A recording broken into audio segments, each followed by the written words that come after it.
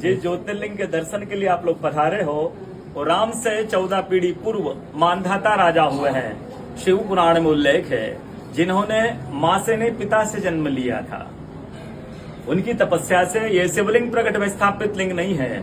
जिस प्रकार आरती करते हम प्रण अक्षर के मध्य ओम अक्षर के मध्य यह तीनों एका जय शिव ओंकारा। एक शिवलिंग में ब्रह्मा विष्णु महेश निराकार धरती से प्रकट हुए हैं। इसलिए अखंड दीप जो जल रहा प्राचीन समय से एक ही दीपक में 3 बातियां जल रही लगातार ब्रह्मा विष्णु महेश की। इस पहाड़ी के ऊपर 7 किलोमीटर का परिक्रमा मार्ग है, वो भी ओम आकृति में है। जो पर्वत पे हम प्रभु के दर्शनों के लिए खड़े हैं ये पर्वत स्वयं शिवलिंग की आकृति में है। चारों तरफ नर्मदा मैया जलहरी बनकर बह रही है। पूरे 12 ज्योतिर्लिंगों में शयन आरती होती है, लेकिन बाबा का विश्राम ओंकारेश्वर ज्योतिर्लिंग में है तो उनके शयन के लिए झूला पलना चौपड़ पासे बिछाए जा रहे हैं। बाबा यहाँ विश्राम करके 3 बजे रात उठकर महाकालेश्वर जाएंगे, वहाँ स्नान करेंगे। इसलिए वहाँ का भस्म आरती प्रसिद्ध है, यहाँ का शयन आरती प्रसिद्ध है। शिव पुराण में भी कथा आती है, महिला 16 सोमा व्रत करती है, उसमें भी कथा आती है। क्या कथा आती है?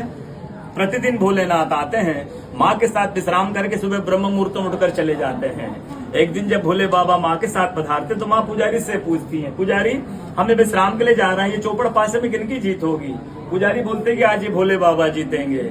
ऐसा बोलकर पुजारी घर चले जाते हैं। भोले बाबा माँ विश्राम के लिए चले जाते हैं। सुबह ब्रह्म मुहूर्त में जैसे ही भोले बाबा माँ बाहर निकलते हैं, पुजारी द्वार पर रहते तो माँ पुजारी से पूछती, पुजारी कल मैंने आपसे पूछा था हमें विश्राम के लिए जा रहे चौपड़ पासे में किनकी जीत होगी? आपने कहा भोले बाबा जीतेंगे। भोले बाबा नहीं, मैं जीती हूँ।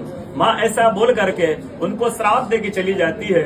उनके तुरंत पश्चात अप्सराएं शिवलिंग पे जल चढ़ाने आती तो अप्सराएं पुजारी से पूछती, पुजारी अस्वस्थ क्यों हो गए, आप तो ठीक थे। फिर पुजारी बताते हैं प्रतिदिन भोले बाबा माँ के साथ विश्राम करके चले जाते थे।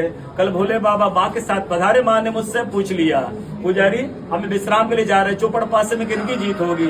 मैंने कहा भोले बाबा जीतेंगे। भोले बाबा ने माँ जीत गई, माँ मुझे श्राप दे के चली गई।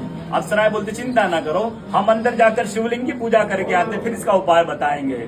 अप्सराएं अंदर जाकर शिवलिंग की पूजा कर बाहर आकर बोलती, पुजारी आप 16 सोमवार व्रत कीजिएगा, व्रत करते ही स्वस्थ हो जाएंगे, व्रत करते ही ठीक हो जाएंगे। ये वो कथा का दर्शन प्रतिदिन होता है। बोलो ओंकारेश्वर भगवान।